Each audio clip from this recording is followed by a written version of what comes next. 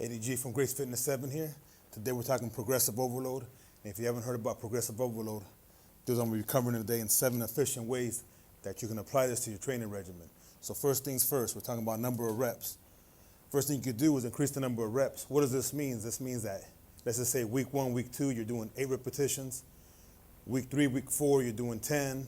And week 5, week 6, you start doing 12. This is a real effective way to apply progressive overload. Second way is increase the number of sets. You can increase the number of sets. Let's just say week 1, week 2, you start off with, let's just say 2 sets. Week 3, week 4, you go ahead and progress to maybe 3 sets. And by week 4, week 5, you're doing 4 sets, all right? So that's another way you can apply it. Another way you can apply progressive overload is increase the number of weight. And what this means, let's just say you're starting week 1, week 2, you're benching 135. It could be bench, it could be squat, it could be any movement you choose to do. But you can increase the number of weight over time, but without decreasing form. People start increasing weight, but then they decrease their form, and that's where they go wrong. You see what I'm saying? Like, you have to increase the number of weight without decreasing form. So let's just say week 1, you're doing 135 in your bench press. By week 4, week 5, you're doing 145. By say week 8 or week 10, you're doing 165. That's the way to just constantly build upon your training regimen. Okay, now we're talking rest time. A lot of people in the gym, they rest too much. They rest 5 minutes, 10 minutes in between sets. You got to get a clock.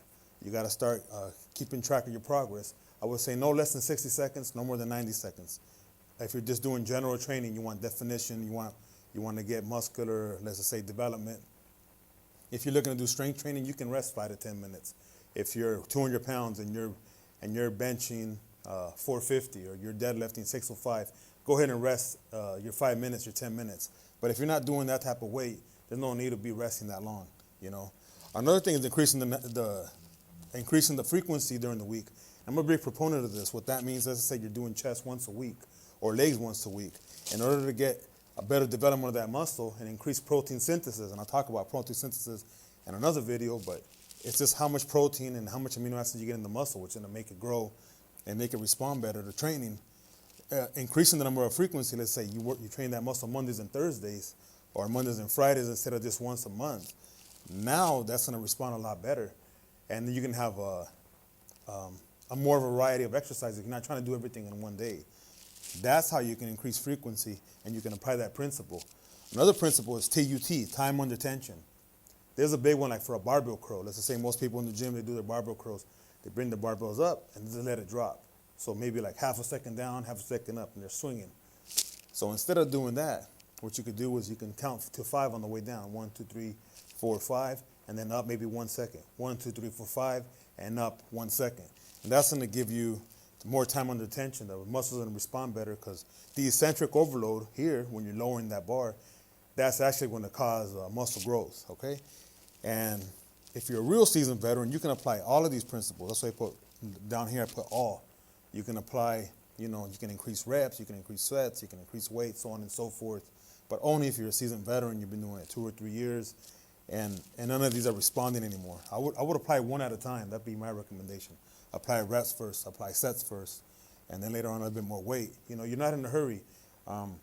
Try to build muscle, like let's just say, try to build muscle over a year span. Give yourself from, right now it's what, July 2020. How are you going to look July 2021? People burn out. They try to do everything in 2 months, 3 months, and be like, oh, I don't see a difference.